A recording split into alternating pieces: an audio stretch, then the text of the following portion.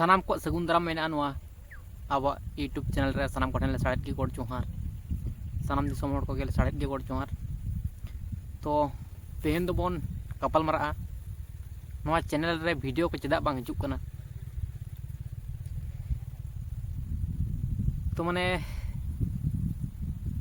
बहु हानानिया समस्या को हिजुक कना तो समस्या को बांग टेकाव दाराम गानोक कना ओना सावते जहाँ यूट्यूब रेना मिटन वाईटी स्टूडियो तहना जहाँते यूट्यूब चैनल मेंटेन ऐसा तो ओना मेंटेन आम जहाँ वाईटी स्टूडियो ओनारे ईमेल आईडी लगा मोनेटाइजेशन ऑक्तो तो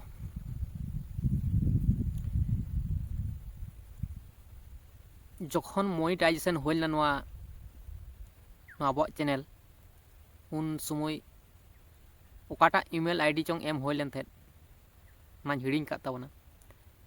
तारपर जहाँ हुई कना ओना रना जहाँ पासवर्ड ताहे कना ओना पासवर्ड होñ हिड़िंग कदा तो ओना गे हुई कना असल मेन रीजन तो ओना खातिर के वीडियो को बांग बनाव हुई कना ओना साथे अडिगान समस्या तो मेना गया समस्या तो तहन गया चे हो चिकतना बनुआ समस्या तो हिजुग गया समस्या टेकाव ताराम गया कना असल जिनिस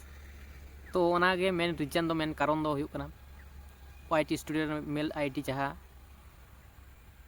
ओकाटा एम होय लेन थे माने चैनल क्रिएट रेना ईमेल आईडी तो दिशा मेना ओना रना पासवर्ड को ठीक ठाक दिशा मेना किंतु मोनेटाइजेशन जखन होय लेना उन वक्त ओना ईमेल आईडी ओना पासवर्ड जहाँ एम होय लेना ओना दिशा बनुआ बहुन चेष्टा लेदा ओना समाधान रेना किंतु बन दाड़ाव का ओना खातिर के वीडियो को बन गु दाड़े कना ओना टेंशन ते बन गु दाड़ाव का दा ताले उगुय हुआ हाँ न्यू चैनल क्रिएट हुआ बखान नोटा चैनल के चिका करते चिके हुआ ना बन बुझ दाड़ा तारपरे आरो मिटन उद्देश्य मेना पूरण लेखान के हाँ चैनल तो क्रिएट हुआ बखान चैनल रे वीडियो को उगुय हुआ उद्देश्य माने इन वीडियो रे कॉन्फिडेंस दिए बन रोड दाड़ा माने पूरा पूरी हफ्ते साहस करते बन रोड दाड़ा तो ओना रना मेन रीजन मेना कारण मेना ओना कारण ओना फुलफिल लेखान के नवा चैनल क्रिएट हुआ बखान नवा चैनल रे वीडियो उगुय हुआ आस्ते आस्ते हाँ तो ना मेन उद्देश्य पूरण गे चिकन दाड़ा ओना गे मेन जिनिस तो जो जिनिस तो ले दो बांग भागिया तो ओना गे कथा आर नितु माने दिसम ना हालात नेल लेखान दो पहिल दो ताहे कना इंग्रेज शासन नितु दो हुयुक कना बांगाली को शासन नोआ बन बड़ा गया ओना खातिर मेना सानाम संतार को चेंगा तबन पे दुख जला जंत्रणा रगी अड़िस मा मेना मन अंतर चपाव कते किंतु चेम चिकेया उनका लेकना सुजोग बना अपॉर्चुनिटी बना उनका लेकना उतु रना जायगा बनुआ जहाँ आमा कष्ट ताम दुख जला जंत्रणा रगी ताम ओका जगह रे मुदुगा आलतू फालतू ओना को उदुग दो बांग ठिका आलतू फालतू जगह रे जहाँ जगह रे मुदुगा जेमन कहानी बना उदक मन दुख जला जंत्रणा रगी अड़िस एमन जगह रे दुगुआ जो ओना वक्त आमा रगी जखन मुदुगता अड़िस जखन मुदुगता कहे जखन मुदुगता जला जंत्रणा जखन मुदुगता उन समय कहानी बना उदक मन ओनका लेका दुख हुआ तो ओना खातिर मेना आदो आलोपे तहन तबना होड़ा गुलामी लगित ते आलोपे तहन तबना दिसम रेन राजा कना मन राजा लेका बन तहना ओना दिसे तबन पे सनाम रे चेंगा तबन पे निजे लगित दो आम बन बांचा दिसम होड़ लगित बन बांचा दिसम रेन संतार रेन भाले बंगा बुरु को लगित बन बांचा बिर बांटा को लगित बन बांचा अब हक आइतर लगित बन बांचा अब जमी जायगा लगित बन बांचा अब ओड़ा दुआर लगित बन बांचा अब रेन फैमिली को लगित बन बांचा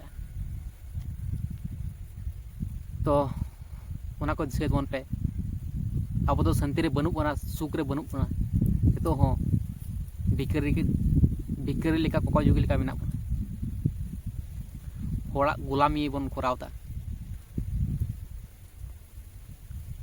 चिकते अब बन राजोआ निजेरा ओड़ा रे निजेरा दुआर रे निजेरा जमी रे निजेरा जायगा रे निजेरा अतु रे निजेरा दिसम रे ᱚᱱᱟ ᱩᱭᱦᱟᱹᱨ ᱛᱟᱵᱚᱱ ᱯᱮ ᱟᱨ ᱢᱤᱫᱴᱮᱱ ᱠᱟᱛᱷᱟ ᱡᱟᱦᱟᱸ ᱦᱩᱭᱩᱜ ᱠᱟᱱᱟ ᱟᱵᱚ ᱥᱟᱱᱛᱟᱲ ᱜᱮ ᱵᱮᱥᱤ ᱵᱚᱱ ᱦᱤᱝᱥᱟᱹ ᱦᱤंᱥᱤᱜ ᱠᱟᱱᱟ ᱨᱟᱹᱜᱤ ᱟᱹᱲᱤᱥᱚᱜ ᱠᱟᱱᱟ ᱦᱤᱨᱠᱟᱹ ᱦᱤᱨᱠᱤᱜ ᱠᱟᱱᱟ ᱚᱱᱟ ᱧᱮᱞᱛᱮ ᱮᱴᱟᱜ ᱡᱟᱹᱛᱤ ᱠᱚ ᱨᱟᱹᱥᱠᱟᱹ ᱠᱚ ᱵᱩᱡᱽ ᱮᱫᱟ ᱠᱷᱩᱥᱤ ᱠᱚ ᱵᱩᱡᱽ ᱮᱫᱟ ᱩᱱᱠᱩ ᱟᱨᱚ ᱯᱷᱟᱭᱫᱟ ᱠᱚ ᱞᱩᱴ ᱮᱫᱟ ᱚᱱᱟ ᱠᱷᱟᱹᱛᱤᱨᱤᱧ ᱢᱮᱱᱟ ᱟᱵᱚ ᱥᱟᱱᱛᱟᱲ ᱫᱚ ᱡᱟᱦᱟᱸ ᱞᱮᱠᱟᱱᱟᱜ ᱥᱤᱪᱩᱭᱮᱥᱚᱱ ᱨᱮ ᱢᱮᱱᱟᱜ ᱢᱮᱭᱟ ᱥᱟᱱᱛᱟᱲ ᱫᱚ ᱟᱞᱚᱢ ᱠᱷᱚᱛᱤ ᱛᱟᱭᱟ ᱟᱞᱚᱢ ᱞᱚᱠᱥᱟᱱ ᱛᱟᱭᱟ ᱥᱟᱱᱛᱟᱲ ᱥᱟᱞᱟᱜ ᱫᱚ ᱟᱞᱚᱢ ᱠᱷᱟᱹᱯᱟᱹᱨᱤ ᱛᱟᱯᱟᱢᱚᱜᱼᱟ ᱡᱩᱢᱤᱫ ᱨᱮᱱᱟᱜ ᱪᱮᱥᱴᱟᱭ ᱢᱮ उनी जुदी भूल रास्ता ते मेने उनी सुधरो एम सठिक डहार उदू आय में भाले डहार उदू आय में भूल दो जतो हड़ा के होई गदोआ भूल सुधरव कते तेरम लेका जुमिद माबन मारंग नायके बाय मेन ताबना जेमन उना को हुयुग कथा जला जंत्रणा मा मेना भिडियो बेनाव रना तो दरकार मेना किंतु स्टेप स्टेप नेल हुयुग कना अक्तो मा आडी गान पारमेना समय मोटामुटी 1 बछर गान अक्तो नष्टयना नष्ट मा नष्टयन गया उना तो बांग रुवाड़ हजुआ किंतु नितो उना को चिंता भावना कते लाभ मा बानुआ नितो चे चिकाय हुआ 3 दिन नष्टोग कना नोआ समय उनागे नेल हुयुग कना तो सनाम होड़गे चिंघात तबन पे बीर बांटा लेका रखी उदुग तबन पे उनका लेकाना जायगा जहाँ रे कमी लगा जला जंत्रणा दुख कष्ट बांपे बुझदा उन नाहाचार मेना बना तबु रहो बन मेनदा अडी शांति रे मेना बना हर दो गई गुड़ा काटा गुड़ा नोते हासामा खेत बाद करे राजमिस्त्री काठ मिस्त्री उना करे बन जबाव कना आ दिकु छतिक तो बड़ा बड़ा सिनेमा बड़ा बड़ा साइंटिस्ट बड़ा बड़ा उकिल बड़ा बड़ा जज बड़ा बड़ा कोर्ट कचहरी को चलाव दा और अब दो तायम रे मेना बना चिंघा माबन दिसय माबन अब हक अइतर तो काकना अब अधिकार का कान तब जहाय को राजक कना उनको दो कुमड़ू कते को राजक कना गद्दारी कते को राजक धोखा बाज कते को राजदा साहस दाड़े ते को राजदा अब साहस तिसबन उदुआ इन होना साहस उदु लगित के मिन उद्देश्य मेना तिना पूरण लेखान गे साहस अते वीडियो को तैयार हो तो ओनागे ताहे कना तेना मैसेज तो सनाम दिसोम हर ठेन गे इकन खोजक कना ठीक है वीडियो को बंजू दाड़े कना टेंशन हो बुजुग कना कारण दो कना यूट्यूब चैनल जहाँ अडी मेहनत स्ट्रगल ते बनाव लेन था उना हो उनका ईमेल आईडी उन समय बई ऑल दो कदा तारे भूल निजेरा भूल तेगे नो दो होई कना पासवर्ड को हिड़िंग कदा पासवर्ड को बई ऑल दोला निजेरा बोकामी तेगे नोंका दो होई कना निजेरा के दोष तुम चिकेया दो भूल हो सुधर हो जा होई कना नेक्स्ट बार खन